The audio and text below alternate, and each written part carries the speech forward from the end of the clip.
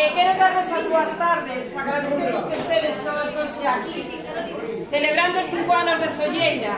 Quero que saibades que me sinto super afortunada, super feliz de compartir estes momentos con todos vos. Quero dar as gracias enormes a estos pequechos, a banda do Conservatorio dos Peques, dar as gracias ao seu director Miguel Ángel, gracias por estar aquí, por seus papis e mamis que están aquí tamén e que nos concederon poder compartir con nosos maiores.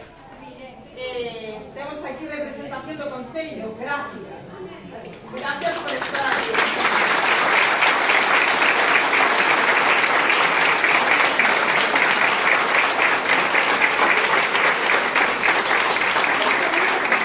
Acompáñanos tamén, que lle agradecería que se acercara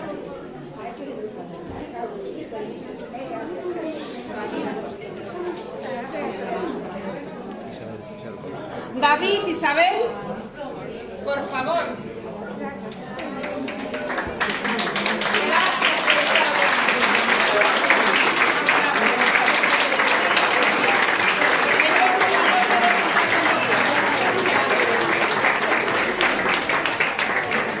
Pues nada, simplemente me queda deciros que espero que disfrutéis muchísimo, que estou super agradecida, super feliz. Que gracias e moi mil veces gracias por facer que todo isto sexa posible, por haber chegado a este intre e por haber conseguido entre todos, grazas ás familias e grazas aos maiores, que Solleira poida cumplir os seus 5 anos. Señor Teniente Alcalde, benvido, grazas perfectamente por estar aquí.